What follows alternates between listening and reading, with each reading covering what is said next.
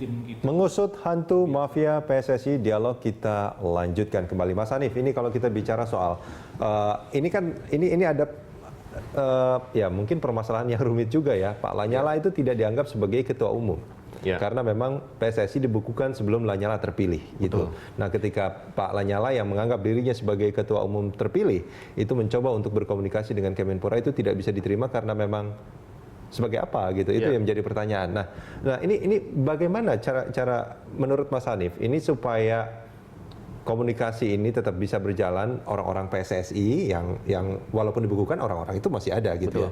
Yang menurut Pak Cepi tadi kan Pak Johar ini yang masih diakui, tapi di PSSI sendiri ini sudah tidak dianggap gitu. Nah, ini gimana caranya untuk menyatukan ini menurut Anda? Kalau melihat arah angin sejauh ini, minimal kalau kita melihat beberapa bulan terakhir, memang agak susah ya untuk menyatukan bagaimana pengurus PSSI yang saat ini dianggap sah oleh klub, kemudian harus bertemu langsung dengan Kemenpora yang tidak menganggap PSSI sebagai yang masih ada gitu. Namun sebenarnya masih ada solusi lain bagaimana harus mengarahkan sepak bola Indonesia kita saat ini lebih kepada komunikasi antara tim transisi dengan semua klub profesional, Pak, yang sejauh ini dianggap masih sah menjadi anggota dari PSSI. Karena kalau kita melihat dari saham PSSI selama ini 99% dimiliki oleh klub. Artinya mereka lah yang lebih berwenang untuk mengarahkan bagaimana sepak bola kita, bagaimana arah itu sepak bola kita. Suara mereka itu yang akan didengar oleh PSSI artinya kan? Betul, ya. Ketika saya yakin ketika dalam hal interim transisi mengajak diskusi atau minimal ada win-win solution di sana ketika bertemu dengan semua klub profesional ini, saya mungkin akan ada sebuah solusi, Pak. Karena selama ini praktis tidak ada komunikasi ke arah sana. Kalau menurut Anda praktis tidak ada itu maksudnya apa? Karena selama ini pertemuan hanya memaksakan apa yang diinginkan oleh Kemenpora kepada klub atau bagaimana menurut Anda? Saya melihat dalam hal ini Kemenpora lebih berjalan sesuai dengan apa yang diyakini. Sementara kita melihat bahwa tim-tim juga mereka wait and see. Di satu sisi juga mereka ketika harus menunggu PSSI juga saat ini vakum. Artinya agak serba salah juga, sementara kita tahu bahwa sebagian besar tim juga menunggu langkah konkret dari tim transisi, karena kita tahu bahwa sejauh hari Menpora juga menegaskan akan tanggung jawab dengan risiko apapun termasuk ketika di band FIFA. Dan saat ini 2 pekan setelah band FIFA belum ada langkah konkret gitu. Yang tidak bisa ditanggung jawabi gitu ya oleh Kemenpora adalah ketika pemain-pemain klub itu saat ini memang sudah tidak punya penghasilan. Ya, dan satu lagi, Pak, kalau saya melihat bahwa praktis kalau kita melihat situasi yang ada di lapangan saat ini, terutama bagi pelaku, mereka semuanya praktis kehilangan. Bahkan satu hal kalau kita melihat bagaimana U16 dan U19 yang jauh hari sudah mempersiapkan tim untuk bersaing di level ASEAN, mereka harus buyar, mereka harus menghentikan latihan dan kembali ke daerah masing-masing. Ini sangat menurut saya sangat menyedihkan sekali. Kalau Bapak mungkin terlibat langsung atau melihat dari awal bagaimana persiapan U16 dan U18 ini begitu intens, namun tiba-tiba ketika dalam kondisi 90% sebelum bertanding turnamen resmi, mereka harus pulang. Situasi psikologisnya luar biasa ini. Iya, Pak Cepi gimana tuh, Pak?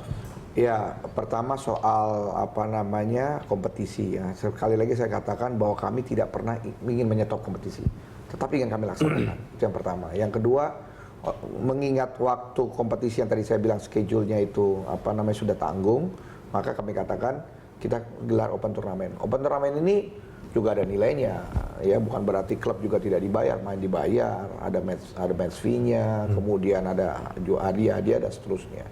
Kemudian dari situ masuk preliga, saya katakan tadi.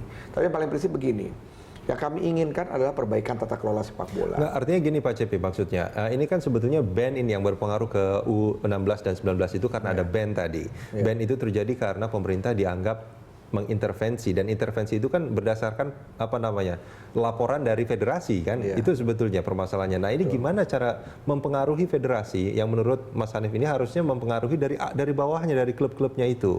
Mencoba klub itu untuk membentuk PSSI yang ya dalam tanda kutip untuk saat ini mau diintervensi oleh pemerintah kan gitu sebetulnya. Nggak, kalau komunikasi dengan klub kami jalan terus loh. Hari ini jalan terus, tim Pokja kompetisi melakukan komunikasi intens dengan klub-klub. Mudah-mudahan dalam 1, 2, 3 hari ini ada final.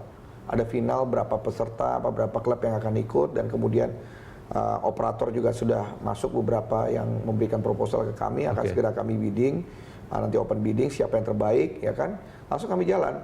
Nah, ada beberapa klub yang minta, Pak, tolonglah jangan dijalankan sekarang, ini lagi puasa, jadwal kami lagi agak ini gitu. Ini ada juga yang kayak begitu gitu, dan minta supaya setelah nanti aja 1 minggu setelah Lebaran begitu.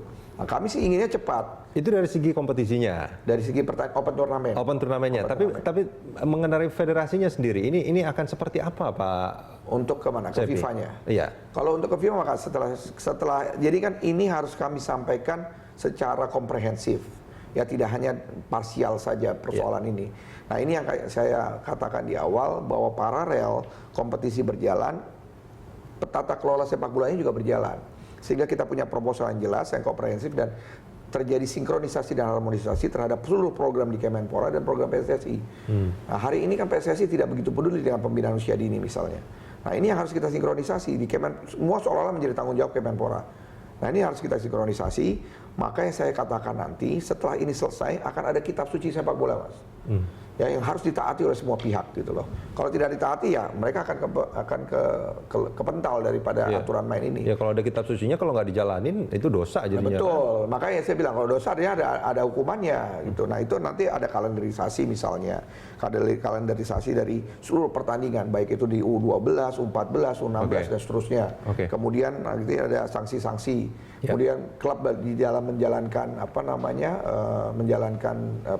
manajemennya itu ada klub license. Artinya nanti akan ada PSSI bentukan Kemenpora di luar PSSI yang ada saat ini. Iya. Nanti akan kita undang seluruh klub Asprof, Askot dan Askap untuk kemudian melahirkan PSSI yang baru. Oke, Mas Hanif.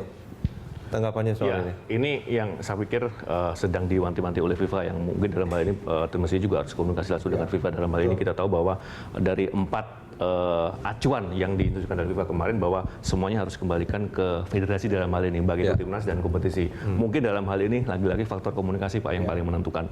Bagaimana, dalam hal ini saya juga mengapresiasi Menpora ya, artinya dalam hal ini berharap ada perbaikan di sepak bola kita, terutama judi dan sebagainya. Kalau misalkan ada tokoh yang benar-benar terlibat di sana, silakan, Pak. Sesuai dengan ranah hukum, sesuai dengan apa yang ada di negara kita. Namun lagi-lagi sebenarnya saya melihat fenomena yang ada di lapangan saat ini bahwa silakan kalau misalnya itu diperbaiki, itu dipangkas atau itu diganti dengan orang-orang yang benar-benar dipercaya oleh dari pihak pemerintah. Hanya saja selamatkan federasi kompetisi kita, Pak. Ini yang benar diharapkan, dan yang paling penting adalah kalau memang mafia itu selama ini menjadi hantu seperti kentut yang Pak Cepi katakan tadi, mudah-mudahan nanti nampak, Pak, biar kita semua juga jadi transparan siapa sebetulnya yang melakukan ini. Pak Cepi dan juga Mas Hanif, terima kasih banyak sudah bersama kami di Dialog Pagi. Terima kasih banyak, Pak.